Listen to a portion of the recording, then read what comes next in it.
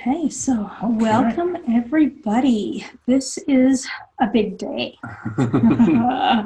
This is day 3 of our series. This has been an incredible series with Catherine, where we've been exploring a variety of great concepts. I have to turn the volume. It actually should be off. I don't know why I'm still thinking this. Okay. Yeah. We've been exploring a variety of concepts. And today we're talking about discovering harmony and balance.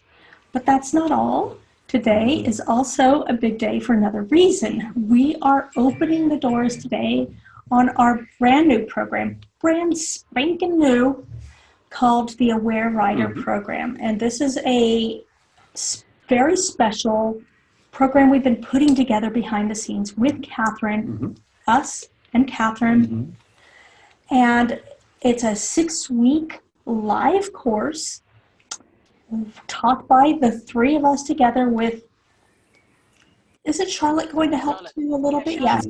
Charlotte Zetterberg, who is a riding instructor, Feldenkrais Practitioner, and book author. The T-team or T-touch person as well. So she's really highly skilled. Yes. And she's going to be in the groups. Yeah, she'll be assisting. Questions and really great tips, I think, because she's so experienced in all those 3 areas. Yeah. So we're really lucky to have her. Yes, absolutely. Yeah. And so it'll be the 4 of us, really, and we will have 6 sessions and 6 lessons. So 6, it's all live, and everything will be recorded as well. So don't worry if you can't make anything live.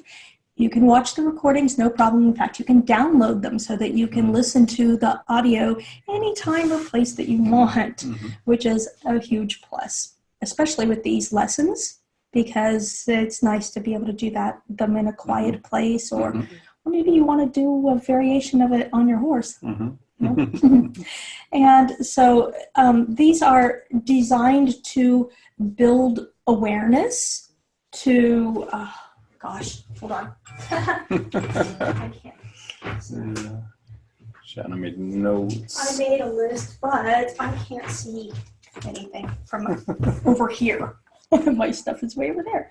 So to increase your mindfulness in your riding and improve your feel and coordination and teach you how to blend strength and suppleness together in a dynamic way that allows you to really ride and be in the moment with your horse and do what your horse needs in the moment. And also to give you the tools that you need so that you can be the kind of rider that your horse needs you to be. The kind of rider that your horse has always wanted you to be. Right? And so this program, we have 6 sessions. Yeah. It's 6 sessions with the 3 of us, isn't it? The Q&As. Yeah, these are exactly where you have the 3 of us. We're going to be talking like we've been talking here about a concept, plus a Q&A. And then there are 6 lessons as well. And so the 6 sessions, Thomas, would you like to talk about the 6 sessions? The 6 sessions. So what is awareness? Is the beginning, right? It all started really with us talking about developing feel, and how trainers always say that you can't learn feel, and we disagree. So we wanted to explore ways of developing feel as a rider and all the different aspects. And one aspect is awareness. And of course, awareness then applies to a range of areas, really. That's maybe a bigger area than you would think at first sight. So we want to explore what awareness might be, or what might be covered by awareness. And so that's week 1. That's week 1, yeah. Then week 2 is thinking, feeling, sensing, and moving. So 4 parts of an action. I have to move to read. So yeah, so thinking. This idea that, with every action, there is a thought, a feeling of some sort. And they are inseparable. So with every action that we do, we think, we sense, we feel. And anywhere that you come in to pay attention changes all the parts of an action. So we're going to be talking about how your thinking influences your movement, how your movement influences your thinking, how your emotions influence your movement, and really the whole package of what it is to be a human being. Yeah. Yeah, that should be fascinating. That should be really interesting. I'm looking forward to that. I'm looking forward to all of these. Yeah, I know. And then the third week was habits, friend or foe. Catherine, do you want to talk a little bit about that? Yeah, so habits, friend or foe. We all have habits, movement habits, or particular patterns of movement that we resort to. And unfortunately, we can't just get rid of them. So getting to know your habits is a really essential part of being able to inhibit them so that you can choose a better action. So that's really wise. If you try to reject your habits and pretend they're not there and take no notice of them, they just keep coming back at you in a rather unpleasant way, I find. And so really getting to know your habit, getting really clear about it. Of course, movement is the vehicle that we're using to get aware of your habits, because that's really what's most applicable for most of us here. But I think that when you start to get more aware of your movement patterns, you also get more aware of the habitual ways of thinking that accompany them. And that's so important, because if you are coming at your sport or your art with the same thoughts and getting the same results, then we need to get aware of that in order to be able to do something different. And I think all of us would like to improve our riding, our relationship with our horse, our relationship with ourselves. So it's the first step. Get to know yourself better in all your glory, good or bad. That's really great. That's really valuable. Yeah, then the fourth week is beyond good posture, clarifying support from the ground up. That's a really fascinating concept too, grounding, supporting yourself through the ground. Yeah. It's something that applies to the horse as well as to the rider. That's a really interesting thing. Many of these do, which is why we've hooked up with Catherine. Yeah. It's so complementary. Yeah, and Thomas and I have been talking quite a bit in our preparatory group about, posture and what it is, and that it's not a fixed position. And Shana and I have had many conversations about this. So I hope it's, enlightening for all of us, you guys from the riding horse side and me from the human movement side. Yes. Yeah. And there's this whole concept of being connected to the ground or being rooted in the ground. That's not something that riders talk about a lot, so I think this should be extremely useful. Groundbreaking. Yeah. That would be great. We won't From the ground, break get the it? ground. Yeah. So then the fifth week is center breath and organizing the pelvis for effortless action. I think we all know what that is, really. Yeah, that should be fascinating. Yeah. But yes, I think that, this idea of that when you are able to be with the flow of your breath, that does help you center. And of course, that does help you with your seat. It's a really interesting thing to come at it from the breath rather than from, I must move my sit bones in a particular way. It's a very different way of approaching it. I think as the more ways that you have of approaching getting better coordinated, well organized, riding in the way that you would like to, the more chance it has to stick. If you keep on doing the same old things and repeating the same old things, it's interesting how quickly the brain gets sort of bored and tired and switches off, and we switch off.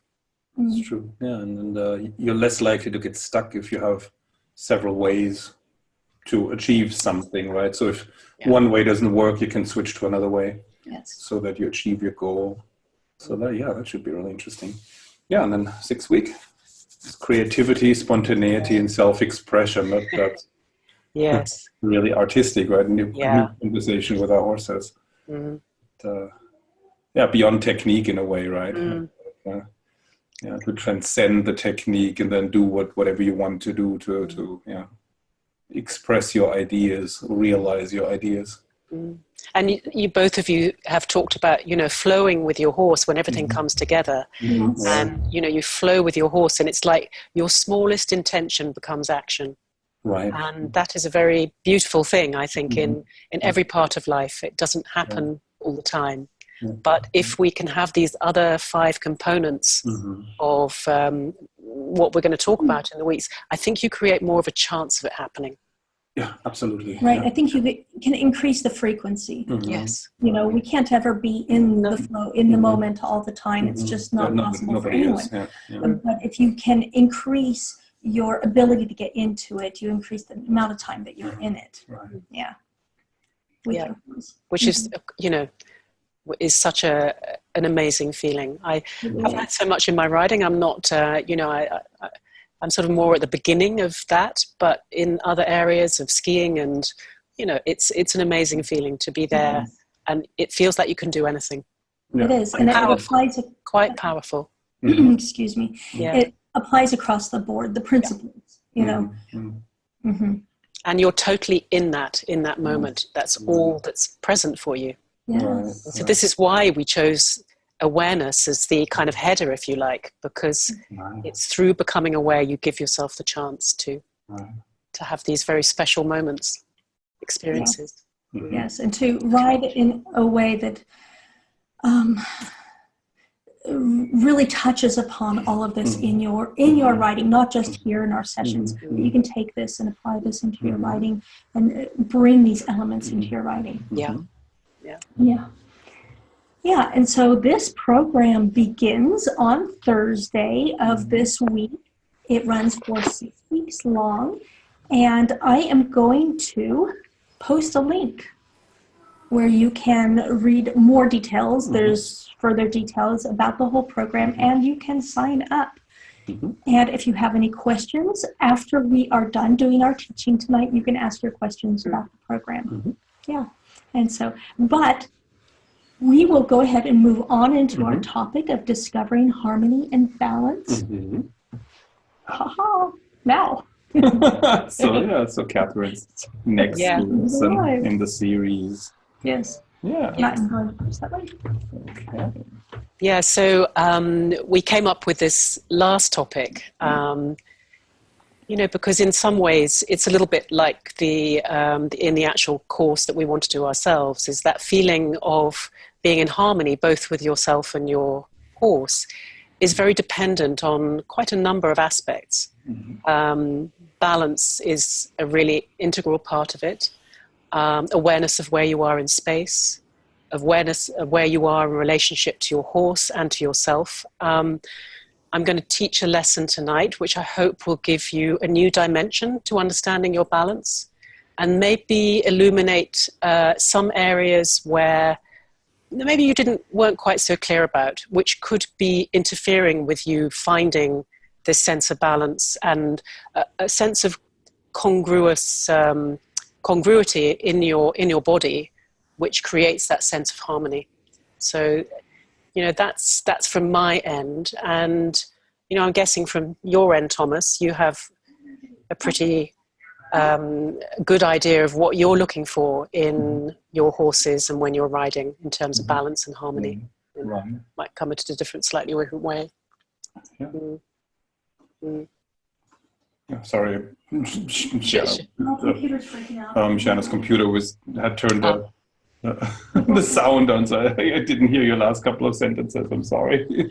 Oh, no problem at all. I was just saying that, you know, with respect to balance and harmony, there's the balance and harmony that we can find in ourselves, but there's also the balance and harmony that our horses can find, which is more, of course, your area. So that's really what I was saying.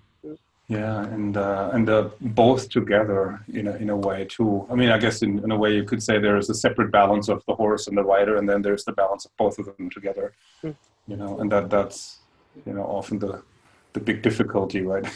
I think it is. Yeah, and I think that's also something about how we listen and how we attend.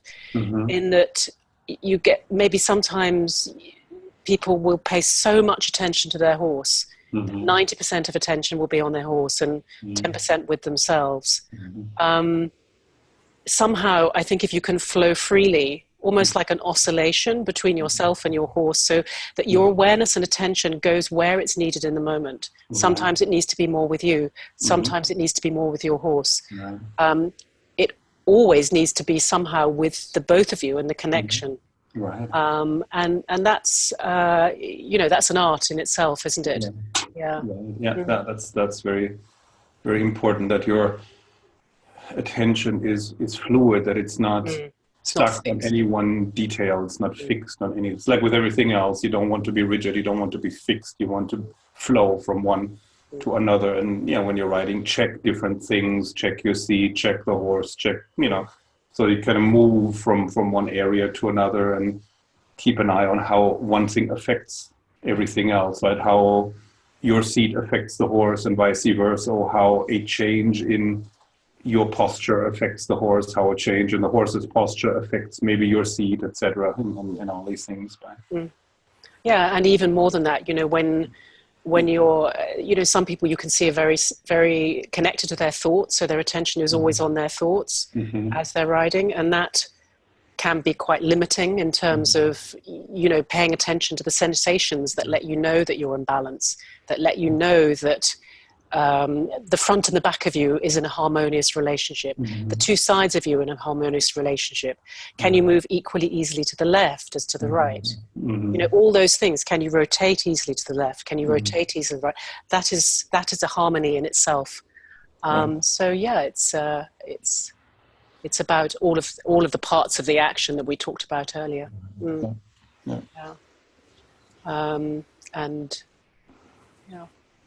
So one of the things we thought about tonight was going into the lesson relatively soon, but I want to check with Shana where she is with that.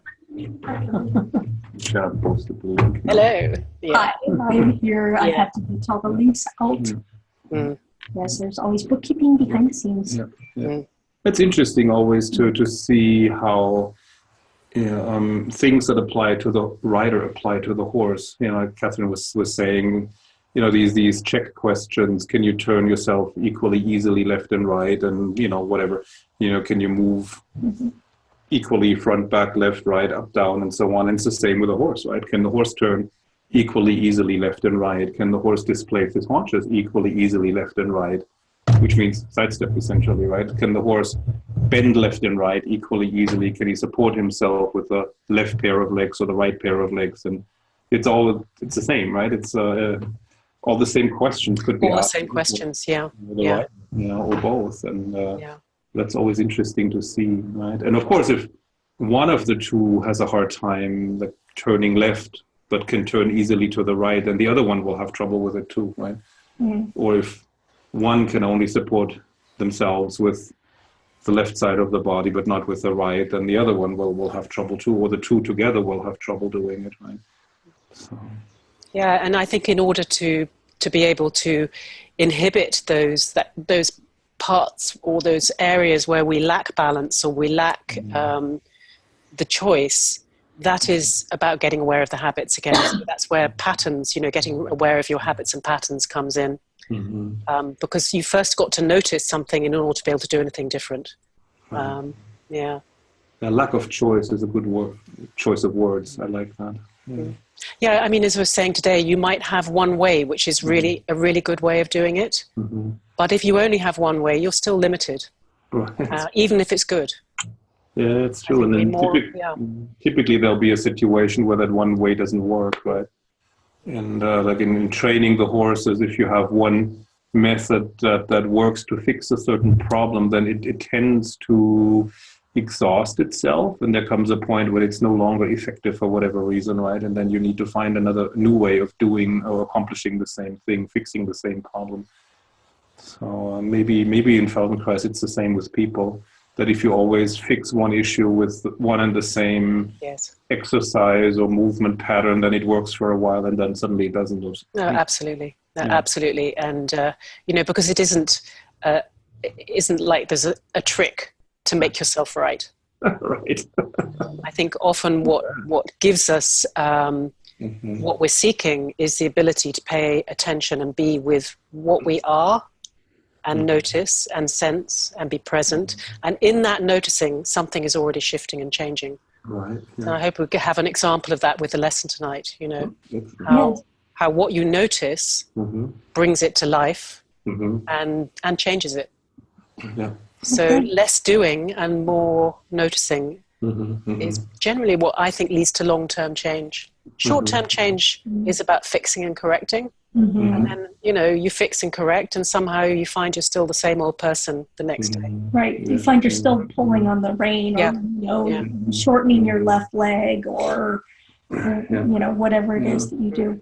Yeah, that's interesting. It just reminds me of something. Sorry, you wanted to say more? Yeah, let's move into the lesson. Okay, just one more thing that Sorry. I thought about.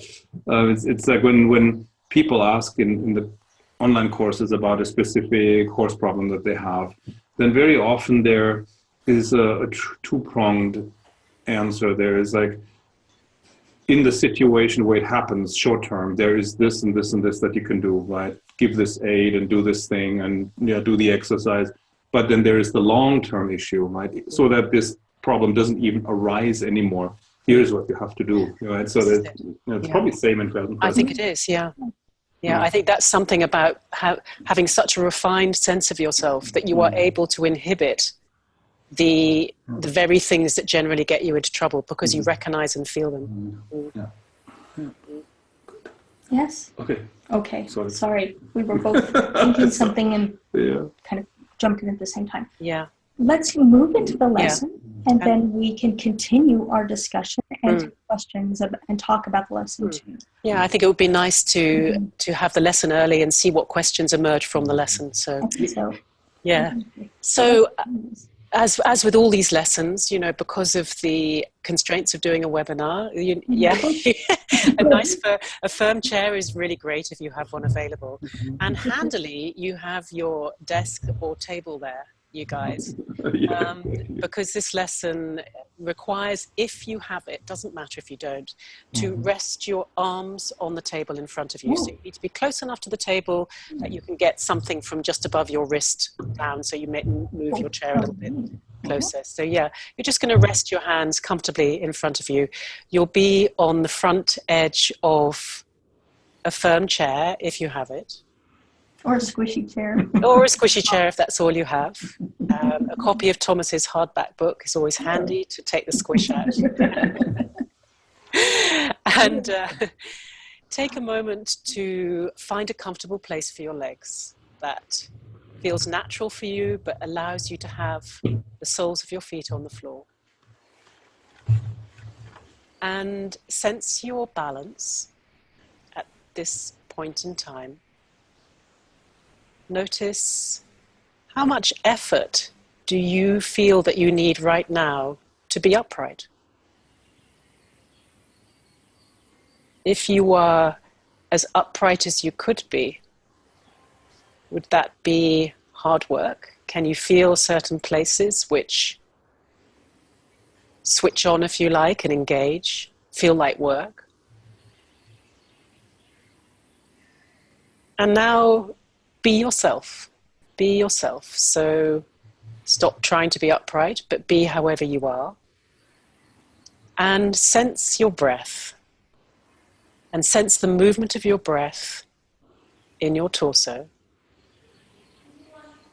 Sense the parts of you that you feel moving with your breath.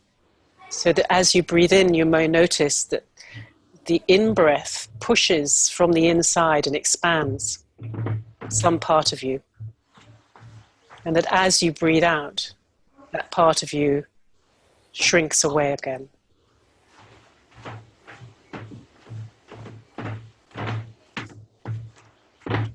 And close your eyes. And as you continue to follow the flow of your breath, notice, even though you are still and you are quiet, do you have any sense that somehow your weight shifts a little bit? There's the movements of your breath. There's you staying upright in gravity. Is there any sense of any small, the tiniest weight shift? And maybe yes, maybe no.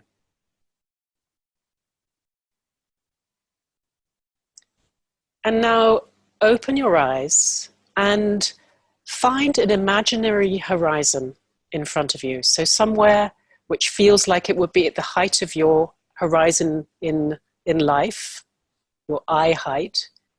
And slowly, with your eyes, follow this horizon to the right and with your head. And go to where you are comfortable, but not to your limits. And then come back and do the same thing, turning your head and your eyes to follow the line of your horizon, this imaginary line to the left. Again, stay within an easy range and come back to the middle. And now do it again, but this time notice what happens with your eyes. So that as you turn your head and you turn your eyes, do your eyes truly stay skating on this line, or are there places where they dip below the line or above? Maybe they jump.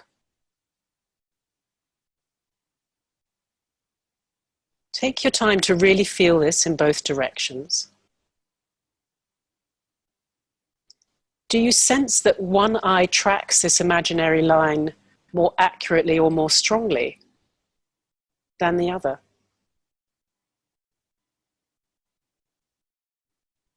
As you scan your horizon with your eyes, noticing the places where you follow smoothly and the places that jump a little bit, take yourself back to the question of weight shifting. Is there any sense of your weight shifting as you turn your head?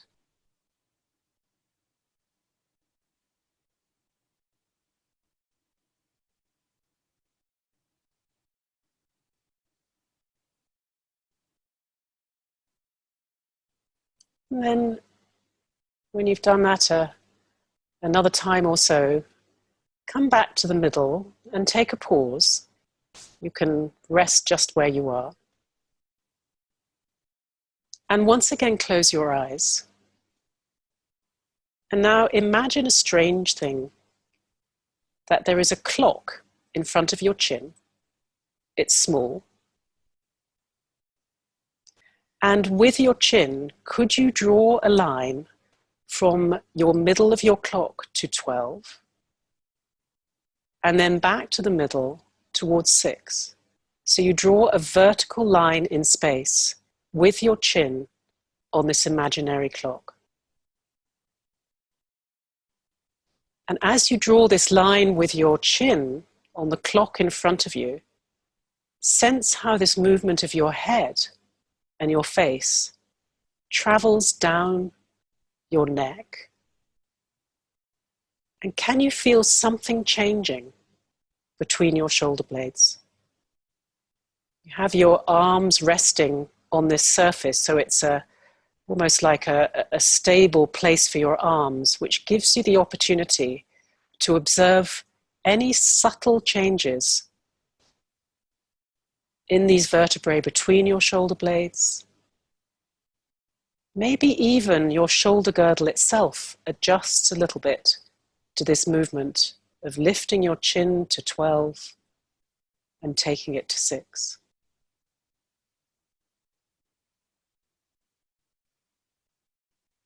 And then pause a moment, stay with your eyes closed.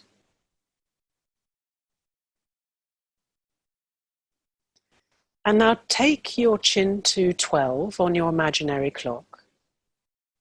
And very slowly start to draw a line from 12 to 1, to 2, and 3. And then down around the outside of the clock through 4 and 5. And past 6 to 7. And all the way around these outside numbers of your clock until you arrive at 12 again. And when you arrive at 12, chime your clocks to mark your arrival if you like. And then go again so that you circle your chin, being quite precise about finding these outside numbers of your clock with your chin. And can you be precise with your attention, but light with your attention? And how would you know the difference?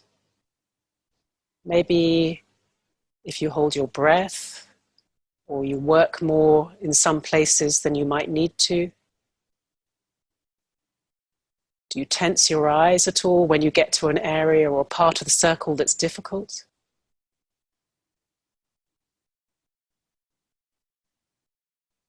Pause a moment and rest for a moment as you are.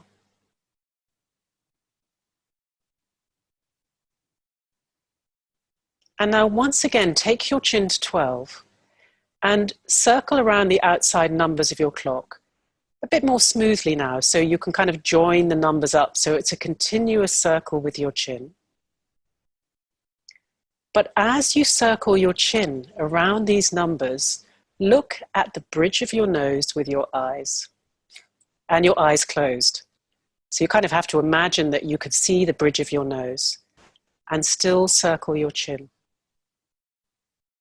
And what happens to your circle when you look at the bridge of your nose? Do some parts of the circle become more available?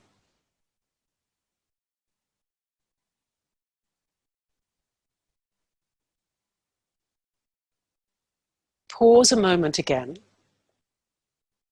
and continue making this circle, but this time with your eyes closed, look up to your forehead.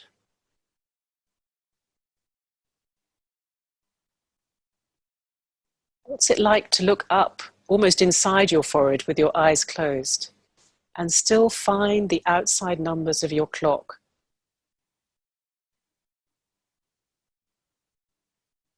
Which numbers become easier to get to when you look up like this?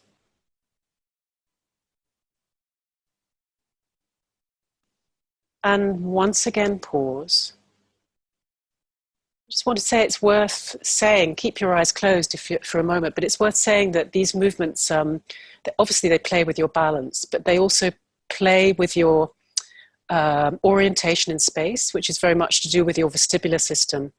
And your vestibular system is one of the first places that we organize as babies through our smell, our ears. So it's early. So if you feel in any way kind of seasick or you have some vertigo, open your eyes, take a breath, maybe just ground yourself and take a pause. So don't wait for me to rest if you need to rest before. So once again, return, take your chin to 12.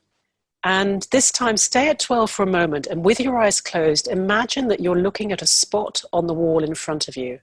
And both your eyes are going to stay on this spot, and you're going to make this circle with your chin. And how is it to circle your chin, but your eyes to stay relatively still in space?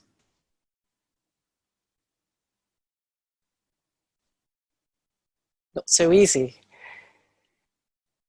Are the places that, it's almost like as you rest your eyes on this spot, are the places where you lose track of your chin, like your attention goes somewhere else?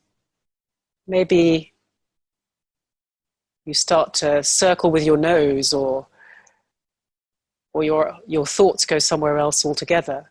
And that's fine. You just gently gather them back, return to the clock in front of your chin, check that you're breathing, your tongue is relaxed and soft, your jaw, and then leave that. And then make a circle with your chin and let your eyes do whatever they want. And feel, what is it that your eyes want to do? As you circle your chin like this around this imaginary clock, how do your eyes respond?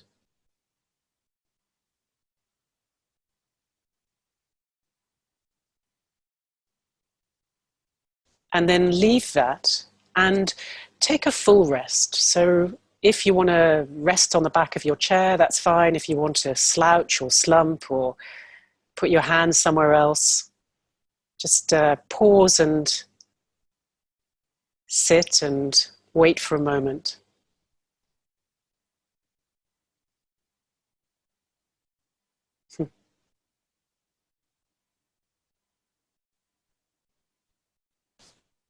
And then come back to sitting on the front of your chair with your arms resting on a table or a surface in front of you, if you have that. Otherwise, they can rest comfortably on your legs.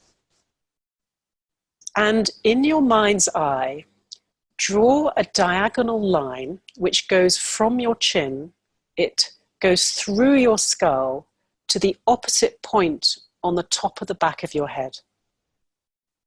So if you could imagine that it's probably somewhere below the crown of your head at the back. And very simply take your chin a little bit to 12 and to 6 and follow how the back of your head moves through space. So this diametrically opposed point just below the crown of your head. Can you spread your attention so you can feel how that part of you moves through space as you lift and lower your chin? So you start to feel what's happening in the back of you. How do you breathe?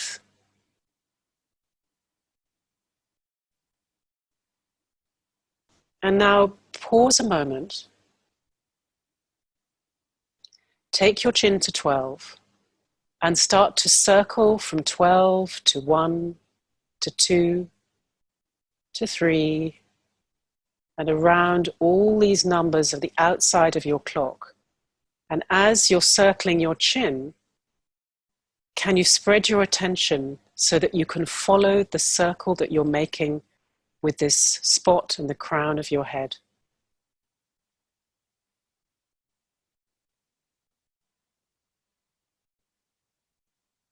Do you notice when you circle like this that it's almost like some numbers on the clock are home and some numbers that are on the clock are almost feel like places that you never take your head to? Maybe you'll feel some stiffness in your neck or some resistance or tension that tell you this is not a great place for you. And once again, pause.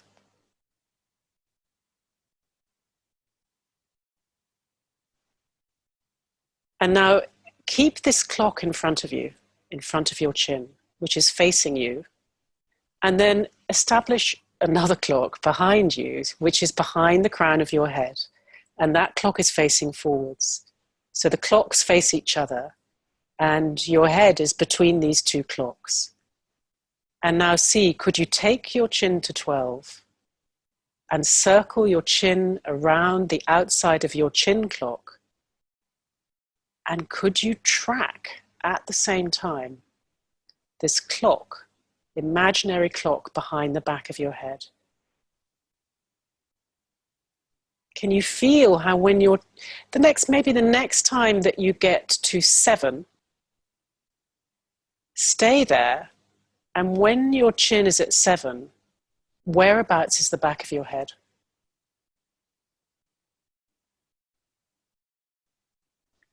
And then track around again and pick another number, maybe 2. And stay there. And when you're at 2, where is the back of your head? Probably at 2, you're in the up part of the clock, so your head is probably tilted back, but is it to the left or to the right? Is it tilted to the left or the right? Go around, find 10. And when you find 10, stay there. Your head is still back, but is it to the right or is it to the left? This is the corresponding point to 2. And maybe try 1 or 2 more numbers to pause at, to see that you get this sense of the whole of your skull in action.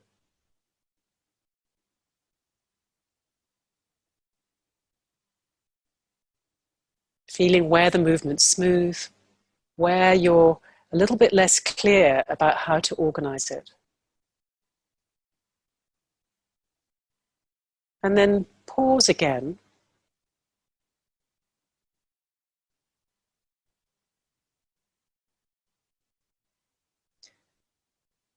And one more time, go back to this movement of circling your chin around this imaginary clock. And this time, make it a little bit freer and a little bit more flowing. You could speed it up if you like.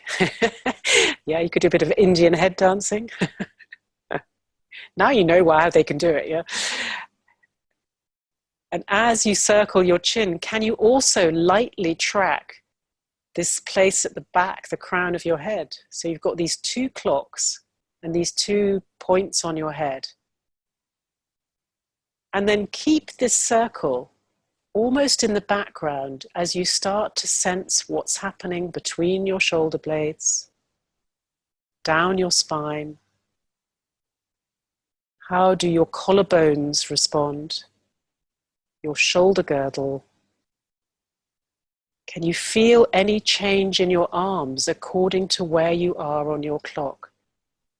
Is there some sense that the weight or something changes in your arms according to where your head is? Gradually reduce the size of this circle until it disappears.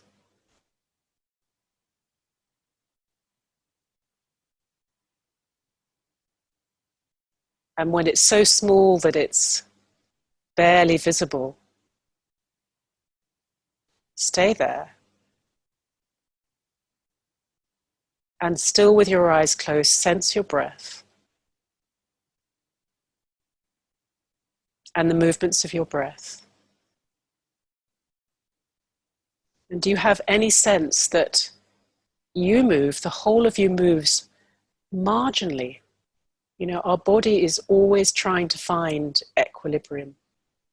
And that in and of itself means that we are always moving. These tiny little oscillations which are generally out of our attention.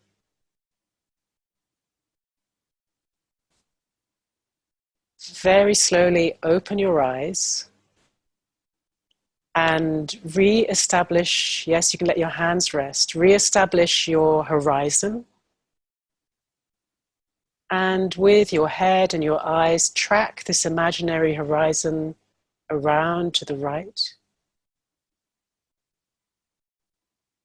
And see, what is it like now to, it's almost like you could skate your eyes along this line.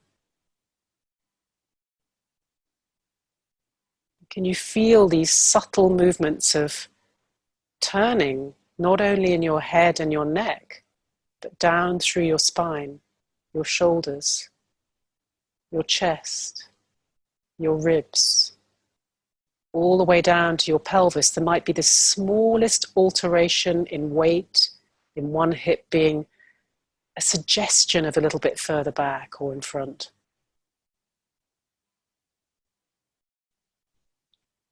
And then come back to the middle and feel where you are now compared to the start.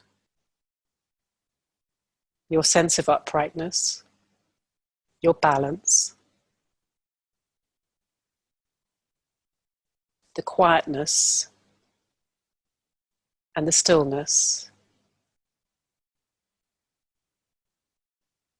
And we'll leave it there, and as usual, take your time to come back to your environment.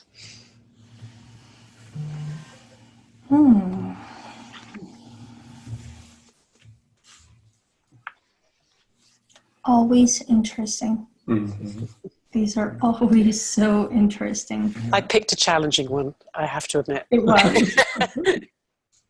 You know, on video one, we were talking about black holes, and I was thinking in the middle of this, I have a black hole, like whole half of my clock is a black hole. Isn't it? Yeah. Isn't it revealing? Yeah, I know. And then you think, okay, so if my chin is almost permanently at that angle, what does that do to the rest of me? Yeah. Mm-hmm. Yeah. And how much your horse will sense that tiny. So, you know, for me, my favorite place is about 6:30. Well, it's a bit past there now, but, and, you know, it creates this sequence all the way through, and it's tiny, you know, probably even on the outside, you wouldn't really even see it, but he feels it. He feels it really clearly. And I set him up. Interesting. Yeah. Yeah.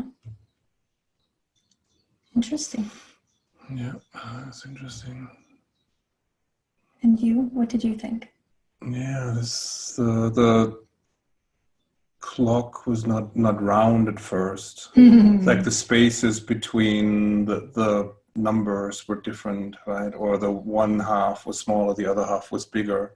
So I try to keep all these things in mind and checking whether, you know, that would, and yeah, and that's true. There are parts of the clock that seem, it's like you can't flow to them, but like there's a little resistance and then there's a jerk, and then, you know, there's a resistance and there's a jerk, and then others are smooth and round, right? Right. So that's interesting. I also found that on the half of my clock that is like a black hole, I found myself tilting my head rather than keeping it basically upright and turning it in. But I wanted to tilt it to get it over there. Yeah. Very. And it's interesting, isn't it? Because, you know, when you circle your chin like that, your head, the crown of your head is making this opposite circle. Right, Yes. exactly. And that's pretty freaky to track them both. But if you imagine, you know, I see often people saying, oh, you know, I can't stop looking down. But if you have more of a sense of this part of your head, the back of your head, as well as the front, where all our vision is and our nose and all our attention, it might help people to bring themselves more into balance. Yeah. And then your horizon will change as well. You know, if your horizon is always there, and for many people it is, you know, that's where all your attention is going to go. And it shortens your front and it restricts your breath. Minimally, but enough to make a difference. What I also noticed is that when we followed the horizon, then at the end, it was like I saw it with the back of my head too. Yes. I saw the horizon. Yes. I was following it on both sides. Yes. That gives new meaning, doesn't it, to having eyes in the back of your head? You know, that sense of feeling 360 degrees of awareness around you. Yeah. Yes. Yeah. Interesting, very interesting. Yeah, so we have some I'm sure we have some good comments and questions on here and on Facebook. Georgina said, I felt my head wasn't on straight. That's funny. Yes, I kind of had a moment there of like, oh, we're doing like an Exorcist lesson. For those of you who are old enough to remember The Exorcist. Yeah, Jackie. Yeah, I found that it's challenging. Absolutely, yeah. She said to find the clock from 7 to 11 was very hard. And at one point my brain wanted to just shut down and send me to sleep rather than keep going with that exploration. After the exercise, my horizon scanning was much smoother and less jerky. Oh, yeah. That's the same for me. Yeah, I really get that wanting to shut down and go to sleep. You know, where it gets hard, it's amazing how attention goes somewhere else without us even noticing. Yes. Rescue ourselves with our attention. Yes, for me, it's not so much that I felt like I wanted to go to sleep, but I almost forgot what I was supposed to be doing. It happened to me too. Because it's also so mesmerizing, you know. That forgot what I was doing. It happened to me too. That's why I was like, okay, here I am. It's almost like start over again. Yeah, it's almost like you get lost in a train of thought or something. I mean, it's a very internal lesson. You know, it really brings you to your internal sensory world. Yes. Caroline says that she felt quite sick with your eyes down on the forehead, up on the forehead and down on the nose. Yeah, down on the nose. That's so important. You take rest and respect that. Interesting. Yeah, I didn't like that at all. Down on the nose. Yeah. I guess others found 7 to 11 was hard too. Isn't that interesting? What is it about 7 to 11? I don't know. For me, it was like 4 and 5. They were the jerky ones. I agree. Where I'm at home. 4 and 5. Like 4:30. 4:30. Yeah, I'm with you on that. The 5-4. Yeah. So you're the same. Yeah, that was the worst part of the clock for me, 4 and 5. And then the left side, it seemed like from 12 to 6, it was a shallower curve, and it's like a volte.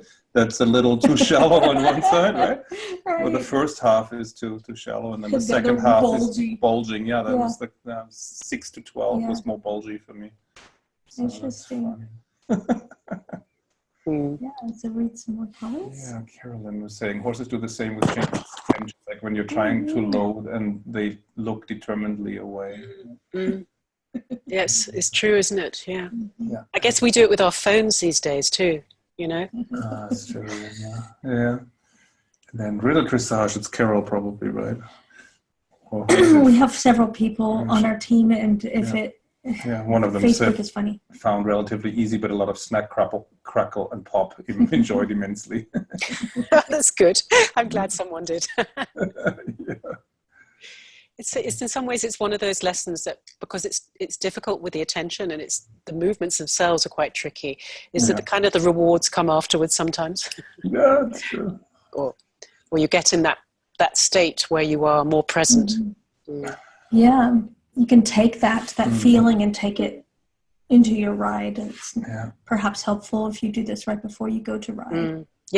You still have the feeling of that kind of mesmerizing feeling that all of these lessons give you, and take that into your ride.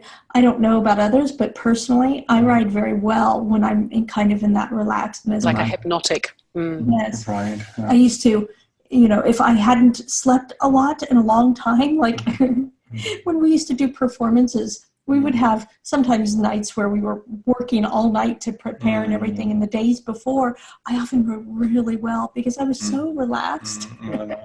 It was like, whatever. Right. Yeah.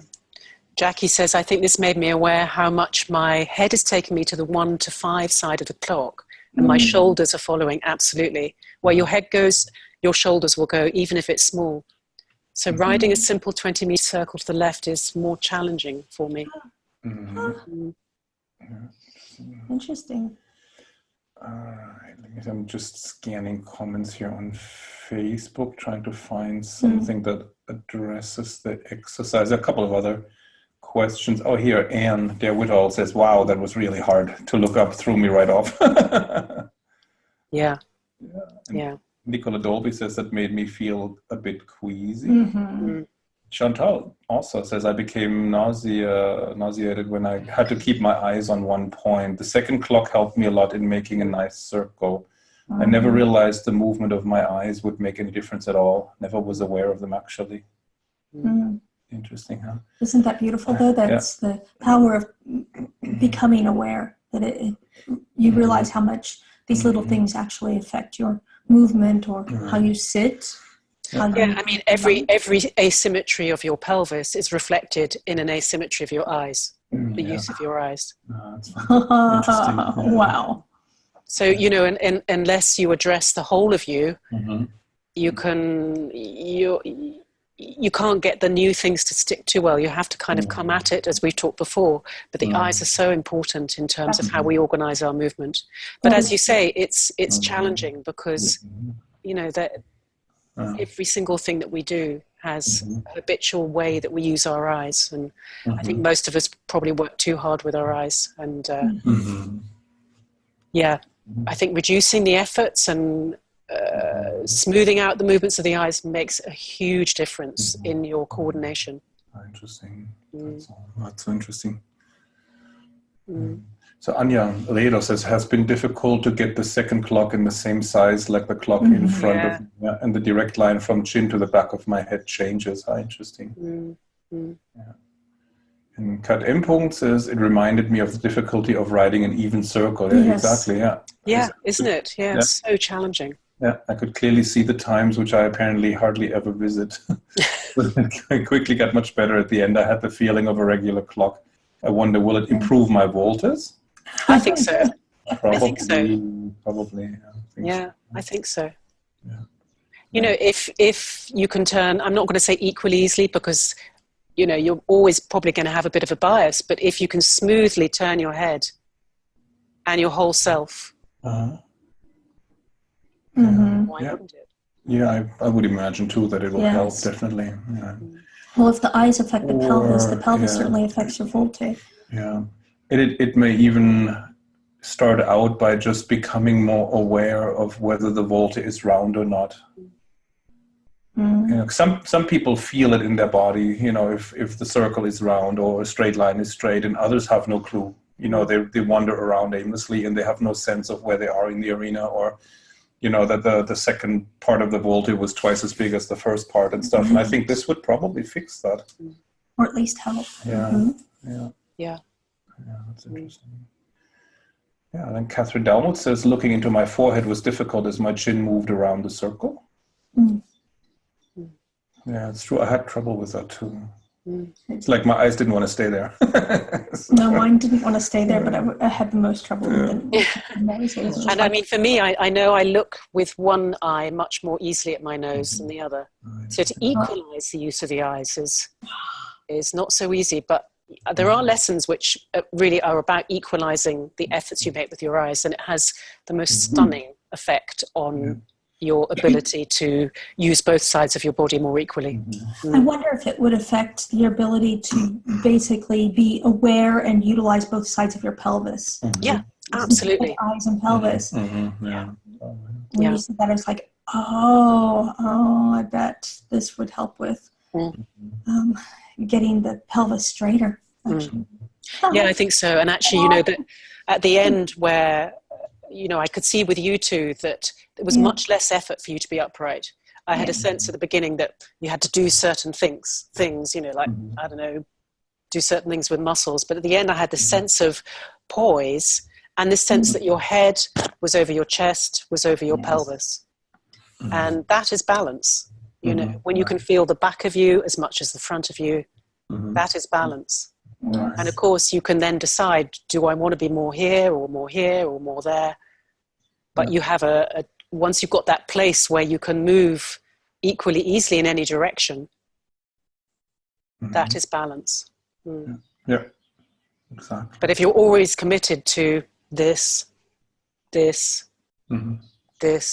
whatever it is. Yeah. Interesting. Yeah, so Sharon France says, I started off feeling some very subtle things and then my QL started to twinge slightly, so lost a bit of my focus. I did find it hard to stay focused on the circle when feelings of holding my breath started to creep in. Yeah. That's true.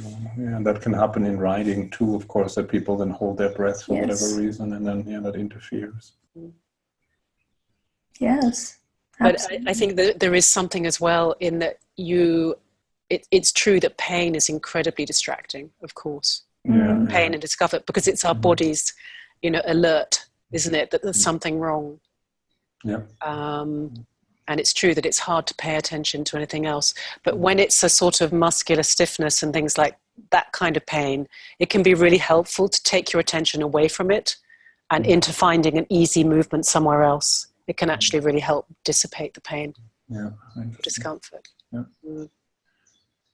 So then Cornelia from Musso said, I could feel my thoracic spine between the shoulders and little movements there for the first time in my life. Yeah. This is what we were talking about, wasn't it, on Thursday? Yeah, exactly. That's kind of why I chose this. That's why I wanted to do this lesson, you know, with the arms resting, is that having your arms stabilized like that gives you a bit of a chance to feel the thoracic spine.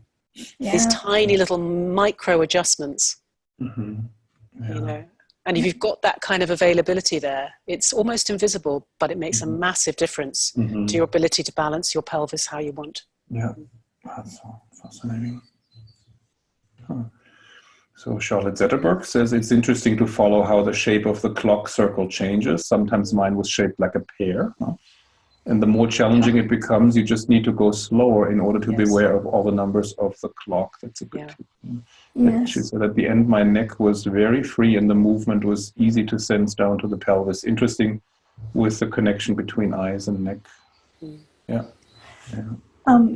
Catherine, you hadn't instructed us to do this, but what I found myself doing was kind of going back and forth sometimes between the numbers, and that helped me get a better sense of the clock and the space. This sort of sense of reversing back and forth. And in many lessons, it's interesting because when Moshe Feldenkrais taught this lesson, he only taught it going around clockwise. And I'm fairly sure he had a reason for that because he talks about it at the end. So I decided to be a bit true for the lesson, but certainly, yes, you can, of course, make your own explorations. Does it help where you get sticky? Does it help to go a little bit back and forth, listening for the places where you're probably fixing, which make it difficult? For me, it's often something underneath my right shoulder blade, for instance, or something in my diaphragm. So it's very, very rarely that I have to do something in my neck to make the change. Interesting. So interesting. Because of course these things affect the writing so much. Absolutely, These little micro adjustments. Yeah, this under the right shoulder blade, I have a spot too that always used to be tight. Yes, me too. Yes. So interesting. Yeah, and I was thinking about, I can't remember who talked about it last week, but I think it was in the first live that we did. You know, someone saying, oh, you know, her left arm always creeps up. And then whatever she does to correct it, it creeps up. But say your favorite place is 7, what's it going to do? You know, and you can do that, but if your head is still staying there, it changes the orientation of your shoulders. It changes the orientation of everything. True. That's true. That would change the hand position then. Yeah. Now, that'd be interesting, actually. When you have a writer like that, make them turn their head or roll their eyes a certain way and see if that fixes the hand. That sounds like it should work, right? Based on what Catherine just said, but should work. Oh my gosh. That's interesting. Oh my gosh. If I had known this 15 years ago. Oh my gosh. No. Wow. Jackie says, I was raging inside that Catherine wouldn't give me a direction to go anti-clockwise, as I really, really wanted to, but I figured there was a reason to it. Yes, the only reason was to torture you all. Exactly. That's a good reason. And as writers, we're so used to doing everything in both directions, right? We can't just do something in one direction. It's just wrong to us. I think at the end of this lesson, he got people to stand up and walk. And then because you've done it in one direction, it's almost like the oscillation of your pelvis swinging in walk is really obvious. So I think it's to compare and contrast the ease that you could find with the stickiness of the side that you haven't done so much. He comes back to that a lot, you know. When you really work on one side, you get a chance to feel what a really well-organized movement feels like as compared to the side that you haven't done, which can feel, you know, it's your habitual way, but it doesn't feel very pleasant when you can feel what's possible. That's interesting. Yeah, there's a lot to explore there. Yeah, I need to go do that one on my own. Yeah, and you could always reverse the directions if you wanted and play for yourself. But and then get up and walk. And get up and walk, Yeah, the two. That would be really interesting, Actually, like in a riding lesson setting, you could have somebody ride a volte to the right and a volte to the left, and then have them do an exercise like this Feldenkrais, right? And then ride another volte and see what's different, right? I mean, it's a little bit, you know, involved, and then I don't know if you want them to make them get off for the Feldenkrais session and then get back on or something. You know, but I think you could stay on, and I bet, you know, I bet your horses would appreciate it. Yeah, that would be really an interesting experiment to do that. And see what happens. Right. Yeah. Like if other voltes rounder, are they more regular? Are they more even in both directions instead of one big, one small, right? Normally, you know, because of the crookedness, one volte tends to be a little smaller, one tends to be bigger. You know, and then if you do this exercise and then ride the voltes again, it would be interesting. Are they A, rounder, and B, same size left and right? Very interesting.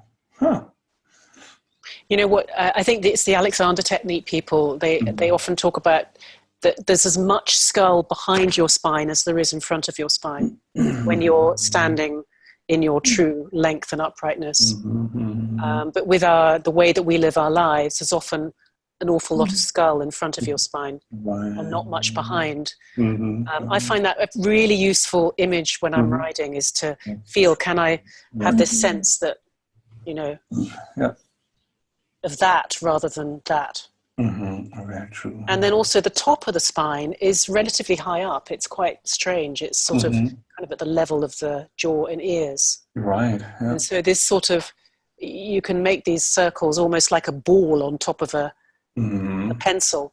Right. And then you can kind of play around exactly there. You can play around with the horizontal balance, the vertical balance, the rotational balance. And yeah. And then there's also these organizations where you're translating your head. Yeah, the slinky. The slinky, yeah. Shana was doing a bit of that. She was slinking around for a bit there. Head dancing. Yeah, absolutely. Yeah.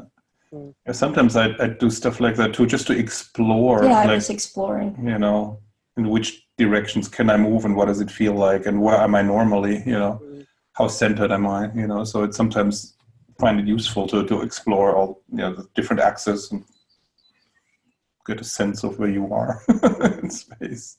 I was exploring the concept of the spine with the skull balanced on top of it, and thinking of the skull as like a ball that you've cut off the bottom of, and you balanced it on a stick, right? And so I was exploring that, this, my spine being the stick, and just kind of moving the ball around a little bit and seeing where it balanced. And interesting. Yeah. So let's go back to the comments. Susie Zielinski says, I also enjoyed being aware of how my pelvic clock came into the two head clocks. Yes. Yes. Wasn't it? Yeah. And Anne says, yes, 8 to 11 was stiffer for me as well. Corolla del Pilar says, I found 6 to 9 hardest. And Lee D. Genji says, I'm at the gym and did this prior to stretching. My muscles are much looser. Oh, fantastic. Yeah. That interesting. Yeah. Interesting. And Carola del Pilar says, most difficult was with eyes on forehead. And Marie Balk says, interesting, I'm lying in my bed having high degree fever and cold with raised I'm sorry. Yeah, so with raised upper body and the hands on the pillow trying to do this, I noticed I have struggled around 10, 11 p.m. Afterwards, I'm feeling my whole body more lined up, and it was easier to follow the horizon.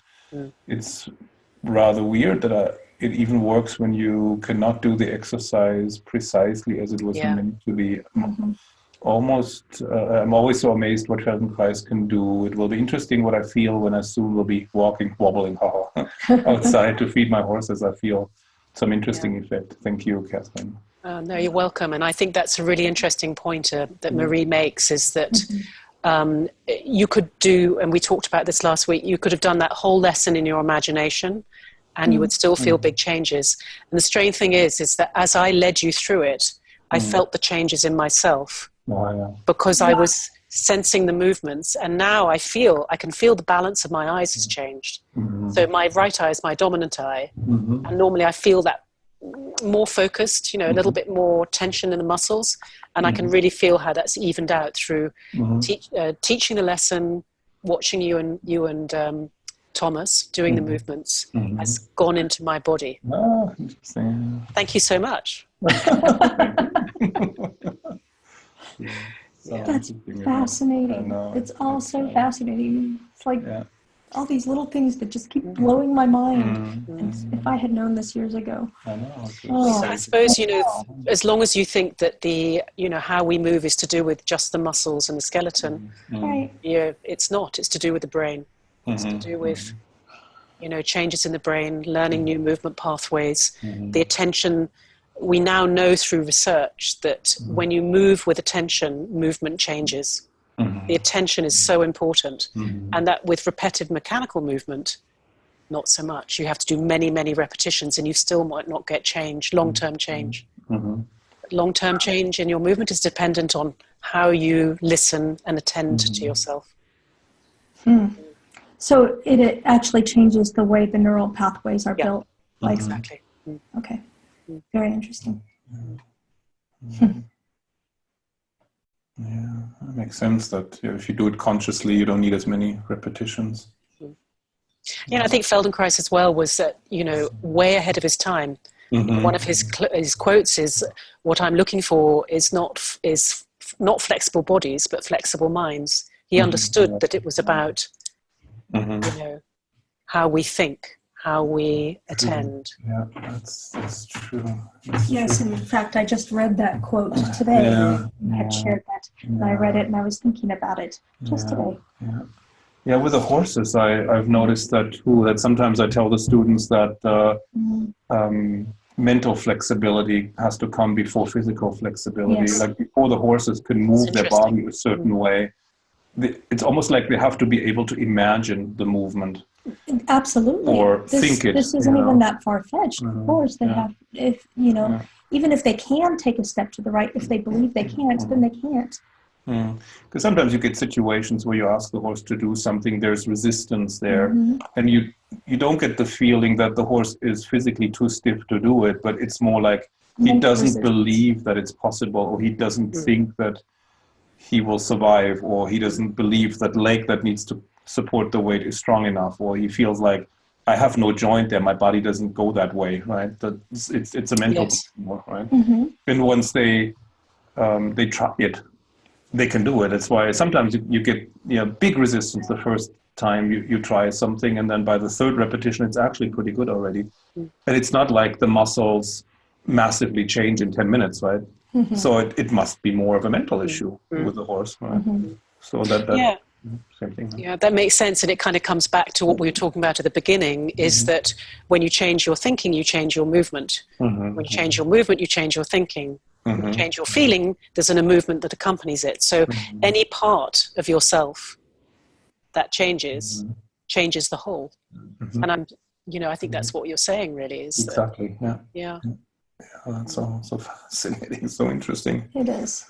Really interesting. And I think that also comes into clear intention, which I know is it's one of the things I struggle most in riding, because I can get a bit kind of like, I'm feeling. And then I forget to have any intention about what I'm doing, where I'm going. And I have to work quite hard on myself to really, get, okay, where am I going? What's my intention? And then my body sets it up. Rather than just going, ooh, I feel my pelvis moving. So really about balancing the two, because intention without feeling isn't good either. No, because then it can get almost like willpower. Which is, exactly. I was thinking it's like the yin and the yang energy. You need both, the receptivity and the announcing, Well, it's that loop, isn't it, between, your motor cortex and your frontal cortex, and this sort of sensory feedback loop that we talked about. Yeah, the intention gets the ball rolling in a sense. Like I tell the students that you have to pick a line that you're riding, right? And you have to pick a gait, and then essentially you have to pick the speed, like how many steps per minute, and then how much energy do you want? And then, your body will kind of start doing it, so to speak, and then you can start sensing, am I getting what I'm intending to get, or is there a discrepancy? And then you can, go off, and fix it or change something or whatever, But yeah, if you don't have a clear path you're trying to ride, then you end up just wandering, right, aimlessly.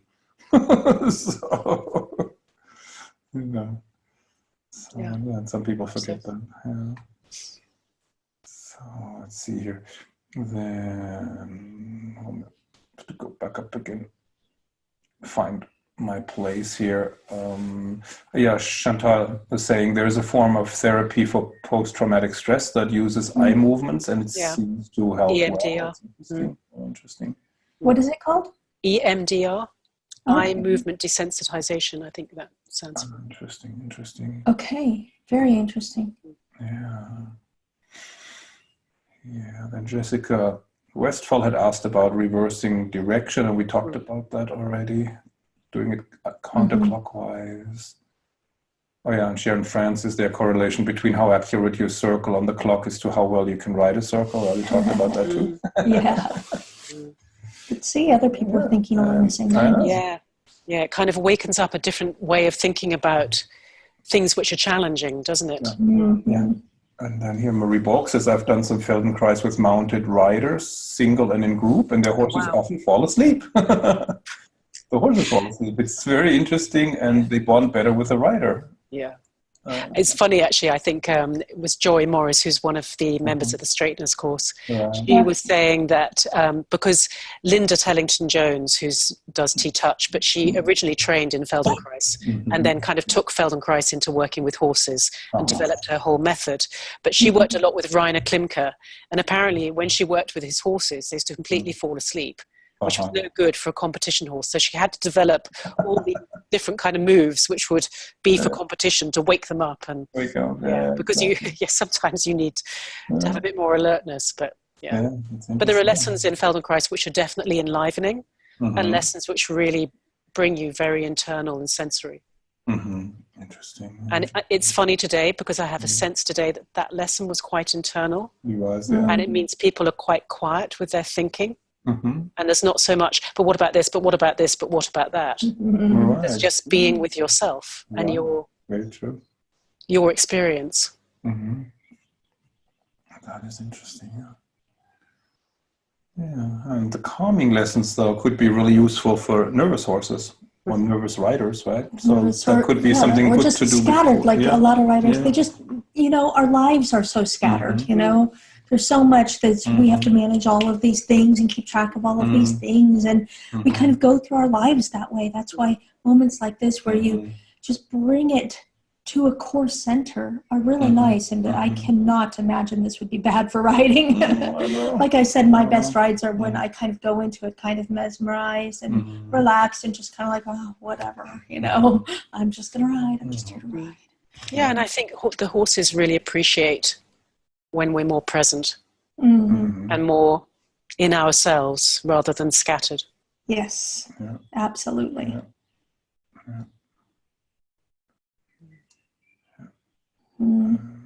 Any other questions? Let me scan a little bit. Interesting. Sharon Francis, I found out recently that at the age of 1, I wasn't allowed to crawl for a year due to the risk of a spinal deformity. Wow. I also lost 70% of my hearing in my left ear at the age of 12 from an ear infection. I often wonder if both of these factors are the reason I find balance and coordination when riding a bit more challenging. Gosh, that's huge. Yeah. Could be. Sharon, have you ever gone back to crawling, learning to crawl? Could be a very interesting thing to do. Interesting,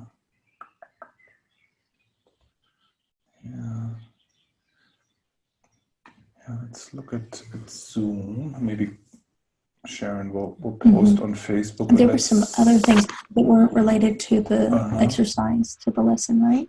Hold on a second. Let me go back up to... Oh, Daniela Braun says, says that Eckhard Meiners does something in his Bewegungslehre in Germany of doing the riders doing exercises in the saddle.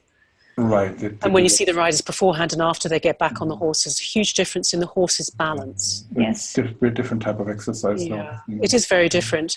He's interesting because he uses the balls and he uses them to support the habit, which is, the asymmetry, which is interesting, I think. It's a little bit what we, in some ways, there's an exploration of our habitual asymmetries in Feldenkrais, and through exploring the asymmetries, you get more symmetrical. Right. I wonder sometimes if, they have different things like where you sit on the Franklin ball and ride a little bit sitting on it. If this can help you to break out of a habitual way of using your body. Yeah, I think it can. I think it gives you a new... Just disrupts the pattern enough that you can kind of break through that pattern. Yes, perhaps. I think that's right. It gives you a different sensation and a different sense. But then, the trick is noticing that clearly enough that you can find it again. Yes. Yes, perhaps. Otherwise, it's just a nice experience, isn't it? Right. Right. It's nice for that moment, but to be able to get back on and recreate that is perhaps the challenge. But perhaps doing something like that in conjunction with this can really help you so that you can get the most out of those experiences, because you're sharpening your ability to become aware and attentive to the little change in your body. Yeah, I think this is it, isn't it? Is that when you have these learning strategies, which are very different from how most people approach, you can go to anything and take them into it. So you can apply them to your riding, you can apply them to your walking, how you cook, anything that you do in your life, you can take them into it. It's not about learning a movement that's going to fix you. It's about a whole approach of how you approach what you do in your life. Yes. I really appreciate that. Oh, so Sharon answered. She says, no, I haven't tried crawling, but I worked with an Alexander teacher for 5 weeks, and she mentioned crawling, but we never got around to it. I did have a go around my living room, and my husband said I was weird.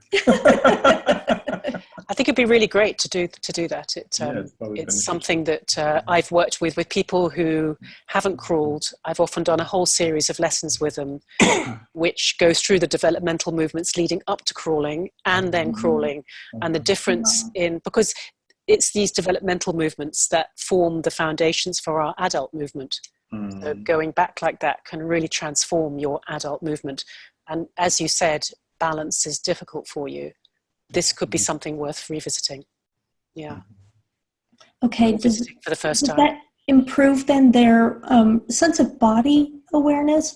Because I've taught a couple of riders who had skipped crawling, apparently, and they had very poor awareness of their body, more so than many of the other riders that I taught. And I remember thinking at the time that this is an interesting, maybe coincidence, maybe, but maybe not. I think that, the developmental movements are incredibly important in terms of coordination. Yes, absolutely. And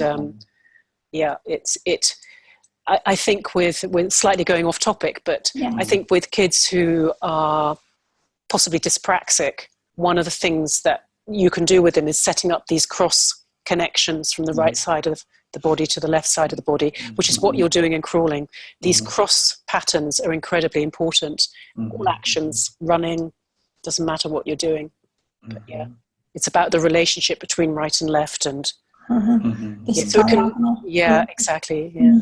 Many things, and I think it sets up some quite important connections in the brain, which are to do with all sorts of other types of learning, which someone else can go into, but it's not really for this tonight, but it's perhaps another time. Another time,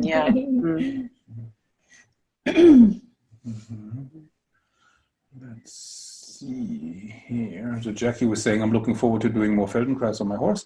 It's a naturally nervous animal, and the changes I've made in my riding in the last few months because of the straightness course have been really beneficial. Awesome. He does, as Catherine just said, very much appreciate when I'm there in the moment with him. Oh, that's great. Yeah.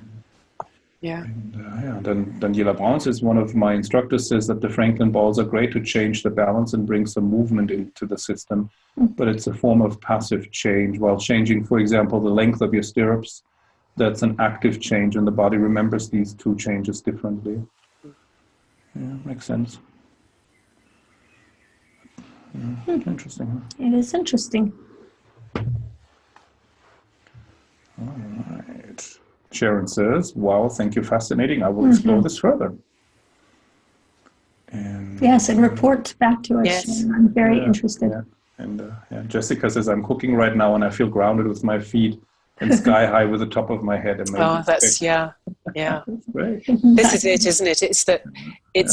That's balance, isn't it? That your foundation is, and the moving foundation, because it's not like we just sit there and stick there. It's about how we continually shift our weight on the surface and stay balanced, and we get that length, which sounds what you're experiencing right now, that sense of lightness above and stability and security below.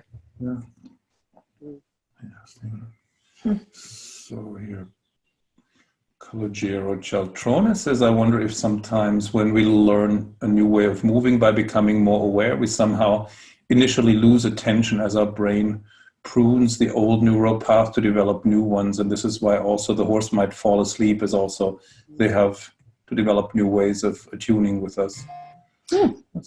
I think it's really interesting, isn't it? This is it's the sort of latest research into the brain. I think there was an article recently about pruning neural pathways that we don't use, which I think is really fascinating. Yes. true. I saw something too. Yeah, it was recently, wasn't it? Yeah, I don't know. May have been a TED talk or something. I don't know. Yeah, I think it was something like that, or maybe an article around it. But yes, first of all, 15, 20 years ago, no, maybe a bit longer than that now, people didn't even think that the brain was plastic. They didn't understand that you could change your brain all the way through your life. You thought that as you got to about 17 or 18, that was it. Yeah. But now we know that the brain is infinitely plastic. And now we know that you can prune little used neural pathways, which is both to your advantage and your disadvantage.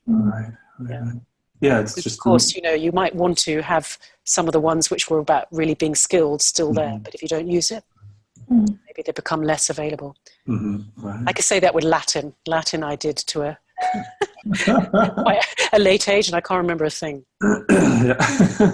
But I bet if you were around it would come back faster. So some pathways are still there. They're just perhaps a little buried.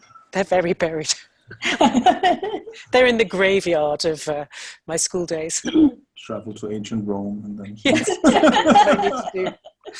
But yeah. But yeah, this reminds me of that proverb. That you can't teach an old dog new tricks, right? Yeah. That was based on that belief that the brain couldn't change. The dualistic belief. Yeah. Descartes has a lot to answer for. It's his fault. Interesting. Huh? Yeah. Well, do we have any other questions or comments or anything else we wanted to explore on this topic of discovering balance and harmony? Yeah, at the very beginning, there was a question about learning to feel the footfalls of the horse, but that's a little bit off topic. This is Carol Nowitzki. Yeah, exactly. I mean, I don't know. It's something we could maybe explore a little bit in the course. In the course would be a good place to explore this, because it's a little bit more in-depth. Do you have any quick tips on how you can feel the footfall of the horse's feet better? It was really interesting because at the beginning of this lesson, I was thinking that riding is about a constant adaptation of your weight in relationship to the shifting of the weight of the horse, and vice versa. And I think it is that which helps you feel the footfalls. Is how do you adapt to his weight shift in a way where you can actually pay attention to the point in time where he's shifting you, what it feels like, and what that tells you about where his feet are. Right. I think it's also about learning to notice these impulses and things happening through your body. And until you shine a light there, you don't know what's going on. Like even in this exercise, you started to notice, the vertebra moving very subtly between the shoulder blades during this exercise. And most of us didn't realize that this was even possible, much less that it happened or that you could feel it. And I think that it's about shining a light on these things with this full attention. So that and maybe these subtle little things like this. I think that could be helpful. Could be. Yeah, this feeling, the footfall of the horse is a subject that comes up all the time in the courses, and it's important. And we have always we have ways of explaining it, like you feel the touchdown of the hind leg in your seat bone, you can feel the front legs in your knees and so on. But then if some people can't feel it, but if you don't have a certain level of balance in yourself or groundedness or relaxation, you're so isolated from the horse's movement that you probably can't feel it, right? Absolutely. Or if you're struggling so much with your balance and just trying to kind of hold yourself into rider position, then you can't be receptive to the impulses that are happening. You have to be able to open up enough to feel these impulses and little subtle changes. If you're hanging on too much, right? Or if you're clenching your butt cheeks, then you're isolated from the horse's feet. Yeah, exactly.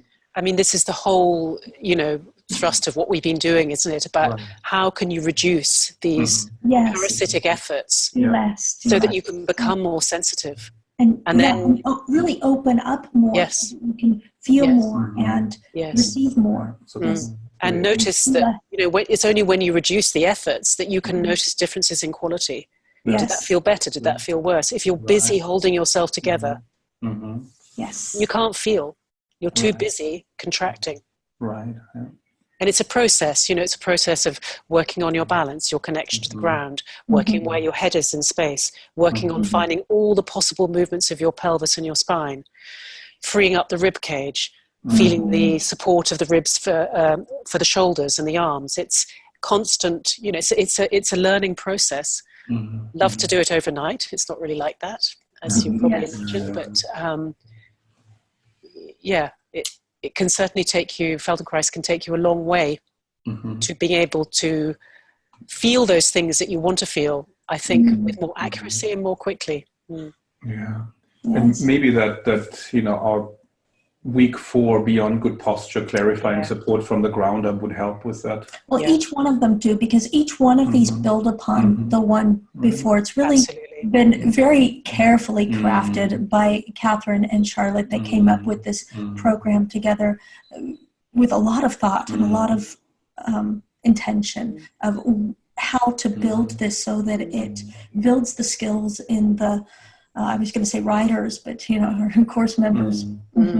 And I, for one, am really, really looking forward to this, to see how this kind of careful, I would say disassembling, but this careful spotlighting of these various things can help to spread awareness through the whole body. I'm really personally looking forward to this series. I get a lot out of it too. I mean, we of course are helping to teach it, but we get so much out of these as well. And it's dramatically impacting our teaching too. Yeah, I mean, I think the lessons that I've chosen, some of them, most of them will be a lot simpler than the one today. And the ones that we're going to do just as lessons without Q&A will be on the floor. So you get out of gravity and you get a chance to really feel how you can move when you move really, really well in a variety of different patterns, which can relate into the riding. So, so I'm hoping that it'll give you a chance to really understand your habits and your patterns and develop these new options for moving, which will feel a lot better. Yeah, for everybody, you, your horse, the two of you together. Yes. Sharon says, I will be writing after this webinar. Is there a Feldenkrais exercise you can recommend to help me be more alert and awake physically and mentally? Yeah, anything with extension normally does it. Okay. But She says, usually I like to practice Feldenkrais at the end of the day when I'm more relaxed and starting to slow down. Before writing, I usually do some energizing yoga. There are some very dynamic Feldenkrais lessons. It's impossible to teach them on here because of the circumstances where we're all sitting and stuff. But we've got a lot of lessons where you're rolling, you're doing judo rolls, you're doing headstands, all sorts of things. Yeah. Oh my gosh. And they are pretty enlivening. Yes. But that was a question from Sharon, right? Right. Yeah. Sharon, yoga is also super great. Absolutely. Yeah. I know. I was going to say, that it's very complementary with the Feldenkrais. All right. Yeah. So. What now? Well, let's talk about our program a little bit again, because I would love to see all of you come join us in this program. One thing that I forgot to mention is that the recordings from this series will be provided as a bonus that you can download them, and I'm pulling the lessons out and making them as separate downloads so that you can download those separately so you don't have to listen to all the chat. I mean, it's lovely, but you perhaps don't want to listen to the chat every single time you want to try the exercise, the lesson. So I'm putting those in as a bonus to the program. Let's just run through it all again, and then if anybody has any questions, we can talk about it. And Catherine could perhaps also add a little bit more, again, as you did before, to the various parts. So this is a brand new program. We have not done this program before. Catherine has been as an assistant teacher in our straightness course for 2 rounds now. Is it already 2? Wow. 2 rounds. I think this is the 3. second round. 3? 3. Oh my God. Oh, because on the beta as well. Oh my God. Time flies. Oh my gosh. Yeah. Yeah. Yeah. Such a success. Catherine's input was such a success with all the writers. Yes, it's produced some phenomenal results in the writers, huge changes. And with, as you have all noticed, it's very subtle. It's not like we're sweating it up or anything.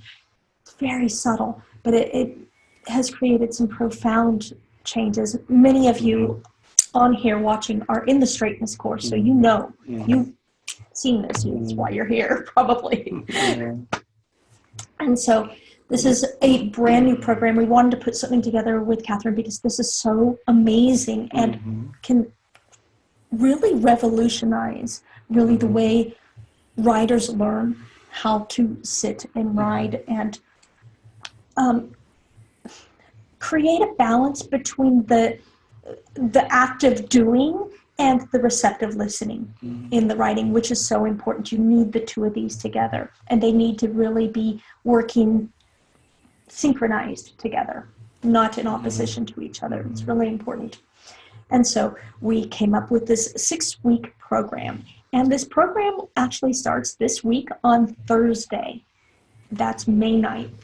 And in this program, we are doing 6 weekly live sessions like this, where we discuss a topic, do teaching, and answer your questions. And then in addition, Catherine is also teaching an additional lesson every week.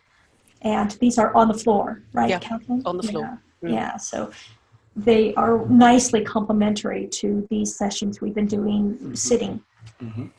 And so we could run through the 6 session topics again. Just really briefly, Thomas, can you read them for me? Because I don't have my glasses.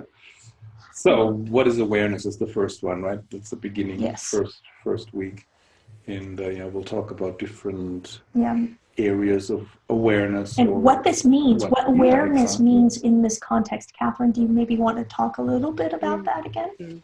Yeah, so in this context, everybody is aware. We're all aware of some things, but in this context, it's a directed awareness in terms of what do you need to be aware of in order to change your riding so that you can ride how you would like rather than how you may be compelled to because of the nature of how you've learned before. So, yeah, it's about a directed exploration.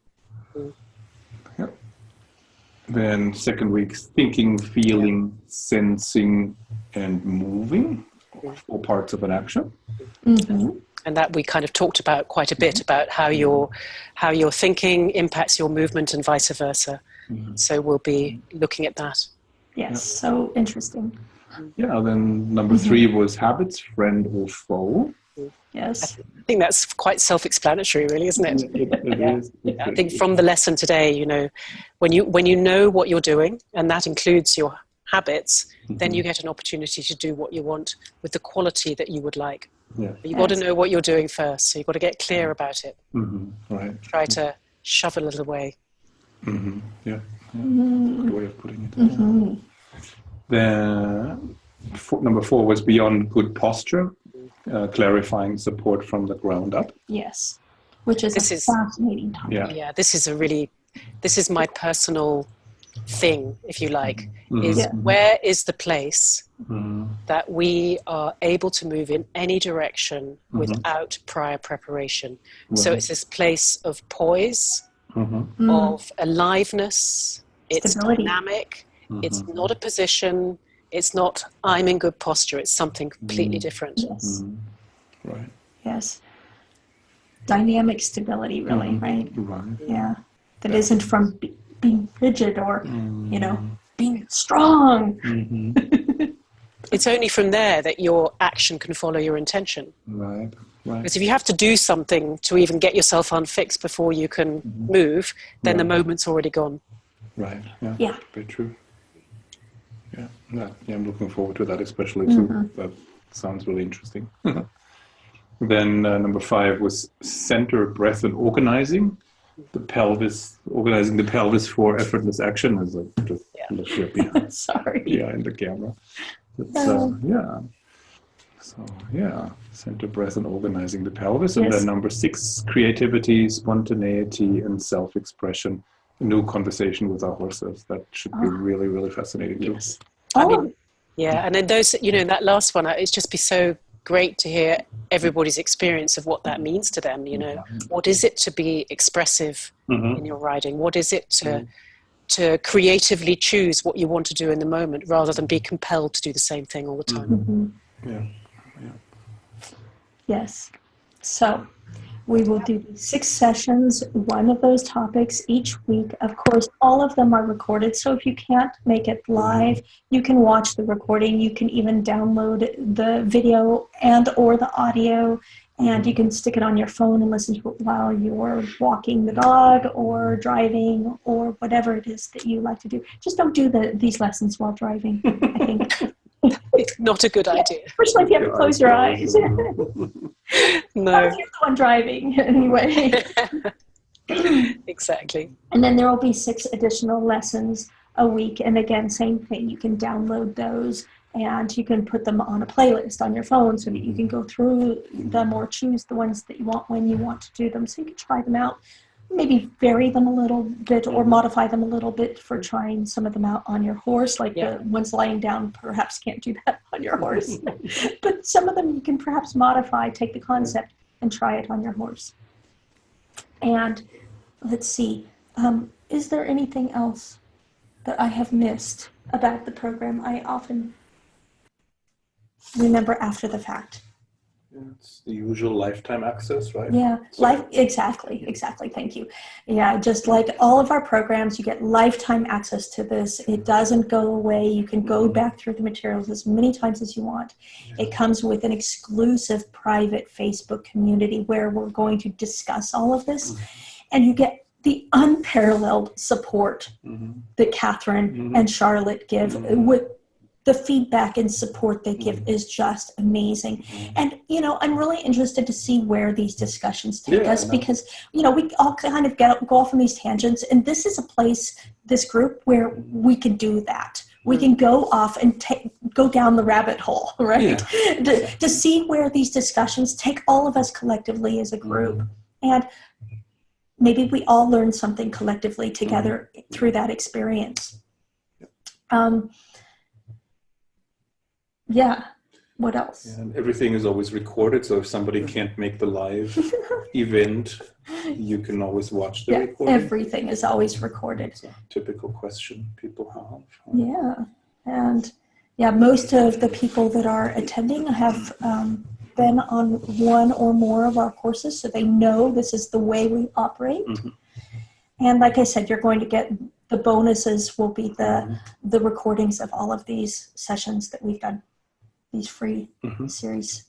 So if we have any questions, if you have any questions about the program, we can answer those or about what we've covered today. We have a few more minutes left before we should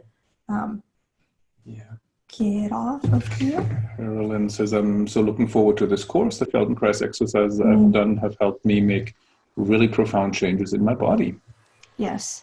Oh, that's great. I'm so pleased to hear that.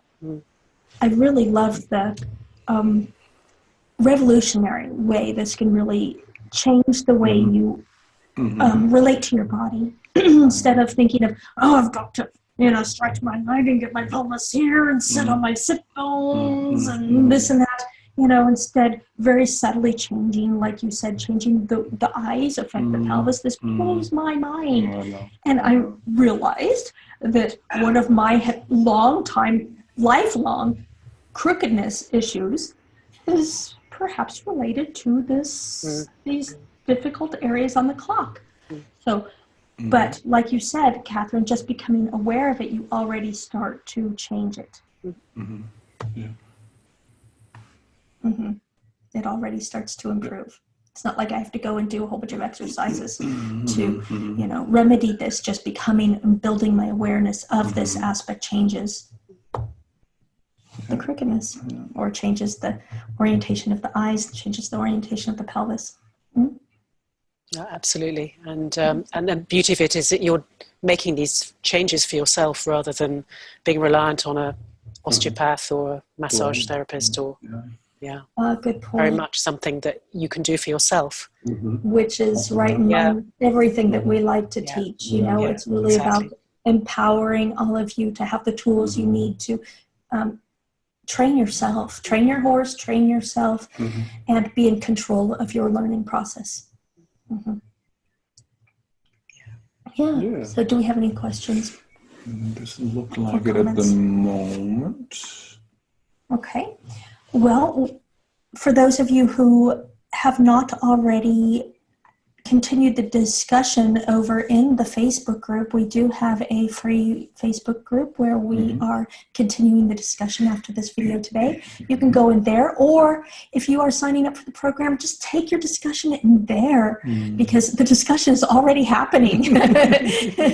They're already discussing these things in there. Yeah. And I mean, I hadn't officially opened the doors, but people found their way in. I mentioned it a few days ago, and boom, people found their way in. So, yeah, they're already discussing the topics in there. And yeah, I would love to have you all join us. And if you have any questions, feel free to ask in the Facebook group.